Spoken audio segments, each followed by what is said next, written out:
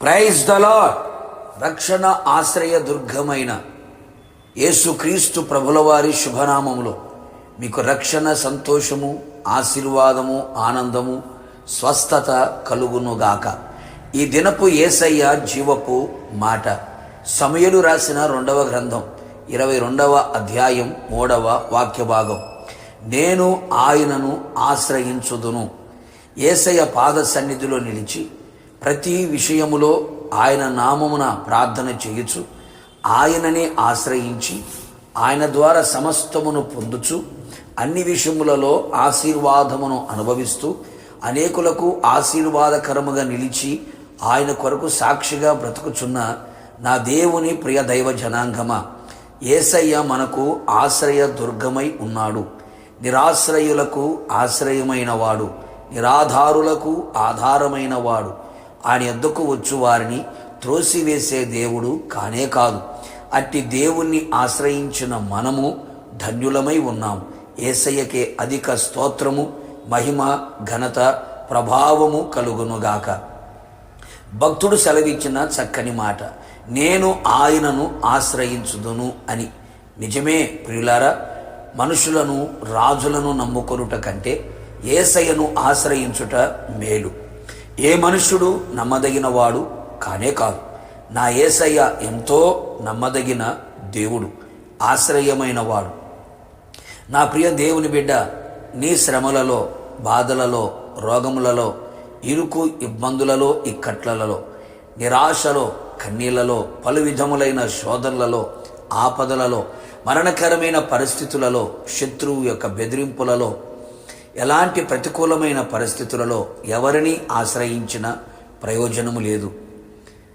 ఎవరున్నా, ఏ నరుణ్ణి ఆశ్రయించినా నష్టమే, మోసమే, నాశనమే తుదకు మిగులును. నా యేసయ్యను ఆశ్రయించిన ఎడల నీకు అన్ని విధములుగా మేలు చేయును. అందుకే భక్తుడు ఆయనను ఆశ్రయించెను. మనము కూడా ఆయనను ఆశ్రయమును కోరుదము. ఆయనను ఆశ్రయించు వారందరూ ధన్యులు. ఆయనను ఆశ్రయించు వారందరూ సంతోషించెదరు.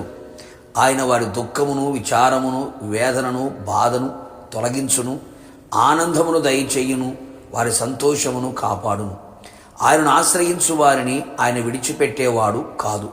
అందరూ విడిచిన, మరచిన, దూరమైన, కనుమరుగైన ఆయన వారిని చెయ్యి విడవడు, ఒంటరిగా విడవడు, అనాథలనుగా విడవడు, వారితో కూడా ఉండును.